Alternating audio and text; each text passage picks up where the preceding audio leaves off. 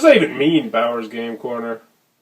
Ahoy there, YouTube! I'm back again today for another game preview, another special Kickstarter preview. And today I'm very excited to check out Nova Cry from World Within. This is for 2 to 6 players, ages 12 and up, and it'll take you about an hour to play. And in Nova Cry, you are going to be taking control of a personally drafted spaceship and space captain and weapon and crew and going through the galaxy, exploring different planets, rolling dice, getting into space duels and captain duels, trying to gain the elusive chancellorship and gain awesome special abilities, and in the end, gain a certain amount of victory points or destroy your opponents. Sound intriguing? Let's open it and see how it works. Alright then, we're going to take a look at what you're going to get inside of Nova Cry on our handy dandy grip mat, which turns every game into a space game. But before we do that, I do want to mention that we are going to be looking at the prototype version of the game. So take what you see here with a grain of salt, because when it gets to you after the Kickstarter is complete, it's going to look nicer and shinier and have obviously double-sided cards and all sorts of things like that. So first and foremost, we've got our handy dandy rule booklet. I'd say it's about 8 to 10 pages single-sided. This one doesn't have any play examples or any pictures or colors or anything like that. It's going to look much nicer when it gets to you. The game itself is relatively easy, so hopefully I can give you a feel for how the game plays just by showing you a mock hand and how everything works. So as you can see, there is a lot going on here. I'm going to try and get to as much as I possibly can, and the best way to do that, I think, is just to go over a lot of the components so then we can get them off the board. But before we do that, I do want to tell you how to win the game, and in order to win this game, you're going to be going on this victory tracker right here, trying to play to 15 points. Or the other option you can do is that you can try to destroy all of your opponent's ships. Both are viable options in this game depending on how you draft. Let's get to the drafting. So when you start the game, there's going to be a drafting phase. That's the first thing you're going to do, and you're going to draft your ship, your captain, and your weapon. Well, the weapon, you just kind of pick it out. You don't really draft it. So I'll show you how the ship and the captain work. So when you get your ship cards, you're going to roll a die, see who goes first. That first person is going to get 5 ships, and they're going to decide which of the ships they like. So let's show you a mock ship so you can see what's going to happen here. So this right here, we have the Noble class ship. It has 8 health, so it's going to be able to take 8 of these red damage cubes over there. It has 3 warp on it, which means it's going to be able to go pretty fast and explore a lot of different planets. This will make sense in a minute. And but it's only going to do 1 damage. So this ship is going to be fast, and it's going to be able to get around, but it's only going to do 1 damage when it gets into a battle. Now the other important thing is this is a special ability, Teleport 2. Immediately end or begin a ship battle at no cost up to 2 times this game. So with this ship, most of the time you're probably going to want to end it. So if you were to pick this ship, what you'd do is you'd put 2 blue cubes on it, like so, and then each time you utilize that special ability, you're going to take off a blue cube. Once both blue cubes are gone, this is just a regular ship, but this is going to allow you to get out of space battles.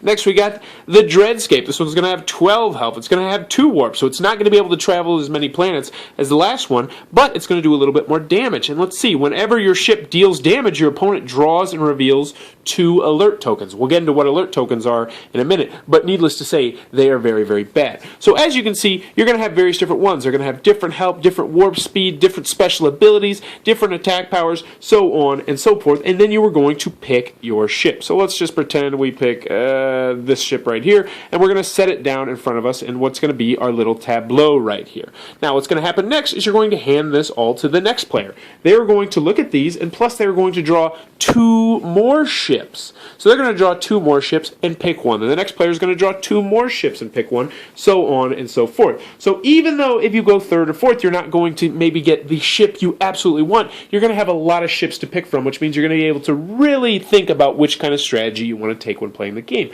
Next, you're going to do the same thing with your captains. First player is going to draw 5, and then you are going to decide which one you want to do. So let's take a look at one of some of the captains. This guy, RV5, he is going to be able to draw 2 additional cards when drawing from the planet card deck. So he's really going to have good options where he's going to explore, and he's going to re-roll the discovery die up to 2 times at wild and undiscovered planets. That doesn't make much sense to you now, but needless to say, when you get to planets and dock on them, you're going to be able to roll die and good things or bad things can happen. So more likely than not, when you have this guy, if you go to certain types of planets, good things are going to happen for you. This guy right here, he's going to spend 2 fewer intel points when declaring a ship battle, because you can battle other people's ships and attempt to destroy them. As I mentioned, that's one of the ways to win the game. Also, force your opponent to re-roll their die result up to 2 times during a captain's duel, because in addition, if you don't want to fight ship v ship, you can go captain v captain, which is where I get to the weapons, which you're going to be fighting people with your weapons.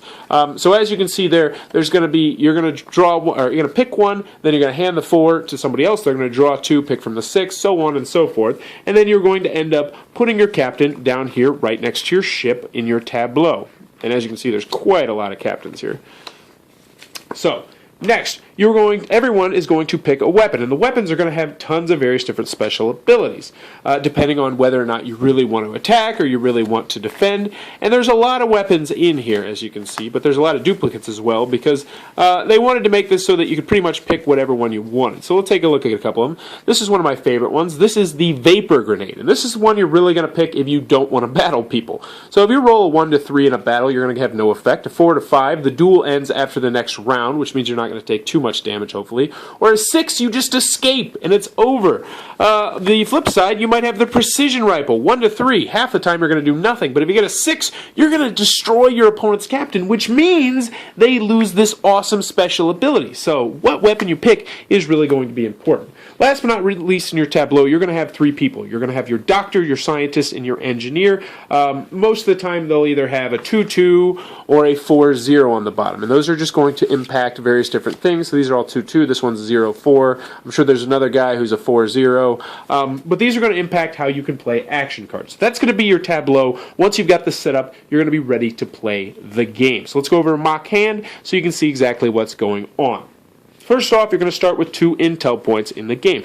Intel points are the green cubes, and they're going to be very important because they're going to let you do a couple things. They're going to let you declare spaceship battles and captain duels and buy alien crew, which we'll get into in a second, and also bid for the Chancellorship, which is up here, which we haven't even got into because there's quite a bit going on here. So you're going to start with 2, and we'll just go through a mock turn so you can see exactly what's going on. So the first thing you're going to do is you're going to draw one of these alert tokens right here and put it face down. These are going to be bad things that are going to happen to you during spaceship battles. They might take away some of your warp speed until you get to a certain type of planet. They might take away your attack power. They might take away your action cards or knock out some of your crew because your crew can get knocked out and destroyed. Lots of bad things are going to happen, and you're going to draw one of these each turn, and that's the first phase. The next phase is going to be navigation. This is where you're going to draw 2 planet cards. Now, I have everything face up so you can see what's going on, but normally they're going to be face down. And so let's take a look at a mock one of the planets right here. This one is going to earn you 0 victory points if you go to it. Oh, those are 2 terrible examples. Here we go. So, here we go. We got Ubana, which is a populous planet, and Pirani Ring. Once you get to the top spot right here, you're going to score this number of victory points at the top. So this one is obviously going to score you 4. But your ship has to be really fast to go there. You're going to have 4 warp symbols. So as you can see, we only have 2, so we could not possibly go there. However, we could go here, so we would have to pick this one. But just looking back at the planet, what you're going to be doing is you're going to be moving your little spaceship along this spot. And each person is going to have their own little spaceship piece, which will match their spaceship. And you're going to be moving along to try and dock on the planet. When you dock there, you are going to get a certain number of points, and you're also going to get certain thing. Collect 2 action cards. Collect 2 intel points, which were these green cubes we talked about, which we'll be using as currency for a lot of things. So you're going to be picking one of those spots, so we would have to pick the 0 one. We put it right down here, and then we would discard this one, and then we would put our little spaceship on there on the 1. And that would be what we would do during the navigation phase. Now, if you can't play one of these cards because you're not fast enough, then what you're going to do is you're just going to grab 1 intel cube. And if you already have 1 ship out there, or 1 planet out there, you're just going to move 1 space closer to docking. So that is going to be the navigation phase. Now, what's going to happen is eventually you're going to move along this spot until you get onto the top, the big circle, which means you're going to dock. Now, as I mentioned, you're going to collect your intel points, your victory points, whatnot, and then you're going to take a look at this little thing right here, and you're going to roll a die. And based on what kind of planet you are on, different things are going to happen. So as you can see, we are on a populous planet right here, so we would be looking at this chart right here. So let's take a look at the different planets. You have undiscovered planets, which if you roll a 1, destroy 2 friendly crew members, destroy destroy one friendly cucumber, destroy your captain. So those are really bad. But if you roll a 6, you're going to earn 3 points. I mean, it's 20% of the way to winning.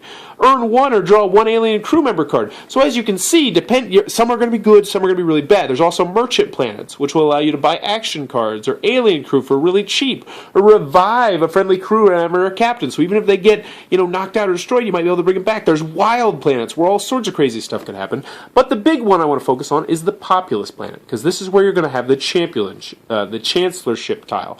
Now, I don't actually have one. I just use this little piece right here. But there's going to be a token right here that is going to represent being having the chancellorship. And if you go to a populous planet and you roll a 4, 5, or 6, what's going to happen is you're going to bid for the chancellorship with your green cubes. And everyone's going to take however many green cubes they want to bid. They're going to put them in their hand, and everyone's going to reveal at the same time. Whoever has the most is going to be the winner of the Chancellorship Cube. Now, this is really, really nice because it gives you a special ability during the next phase. So you pay your money, and then you would be the Chancellorship, which we'll get into in a second.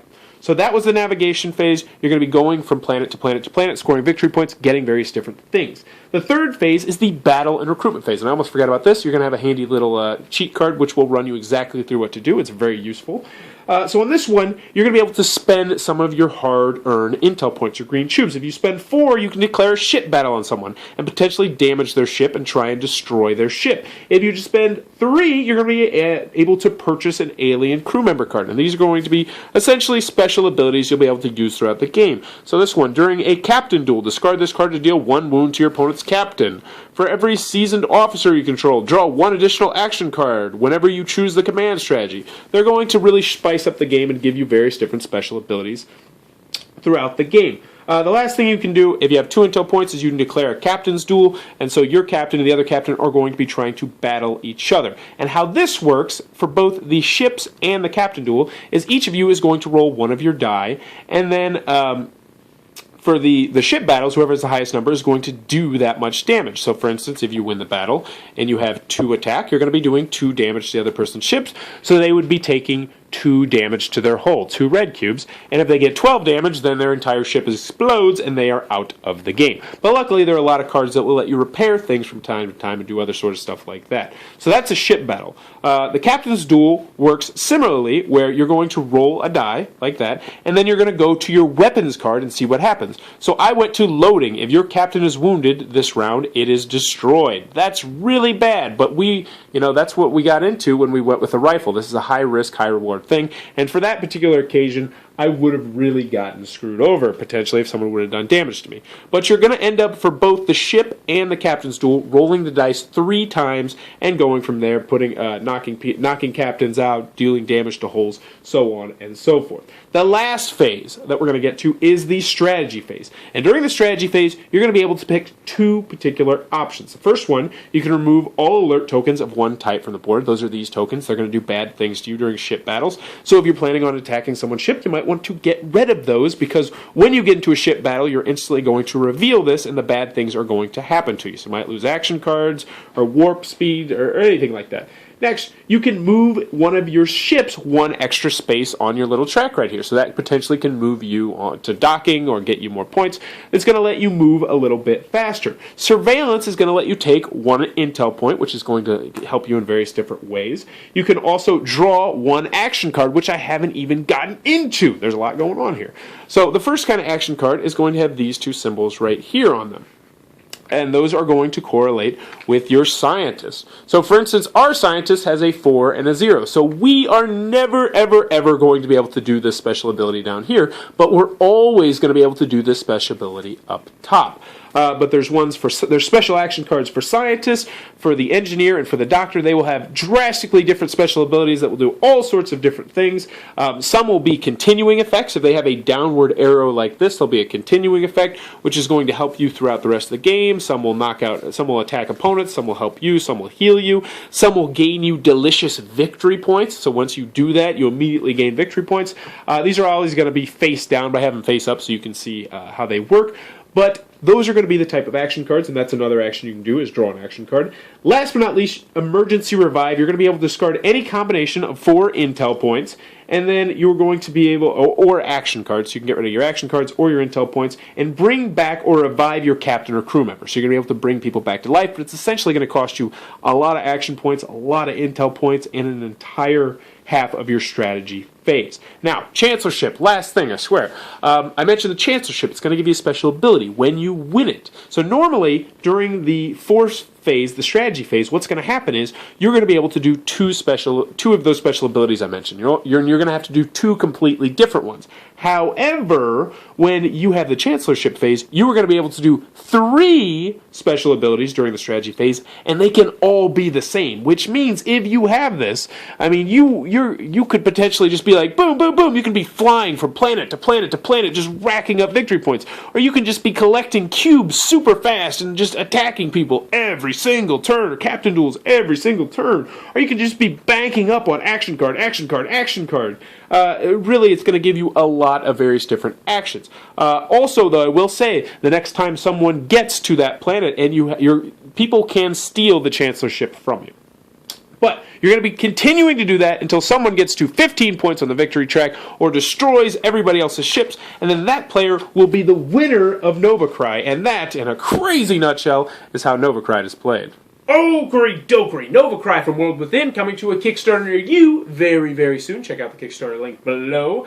Who might be digging this game? First and foremost, if you like space-themed games, this one definitely might scratch that itch. It definitely has that feeling. This is by no means a Euro game. You actually feel like you're going to be out in space with your own unique captain, your own unique spaceship, your own unique crew. We're going to be able to do various different things that your opponents cannot do, and then you get the alien crew through in there. You got all the different artwork on the different cards with the spaceship. Looks really nice, all that sort of stuff. It really does feel like a space game, which is always a good thing when, well, it's a space game. Also, it plays 2 to 6 players, so it's going to be able to accommodate a wide range of players. The drafting mechanic is really something in this game that some people are going to like as well, because you, at the very beginning, are going to be able to cater exactly how you want to play the game. Do you want to attack people? Well, then get the stuff that's going to let your spaceship do it. Do you want to go around knocking people's captains out and taking away their special abilities? Then you can do that. Do you want to have a super fast ship that just wants to elude all kinds of battles and just goes to planet and discovers things?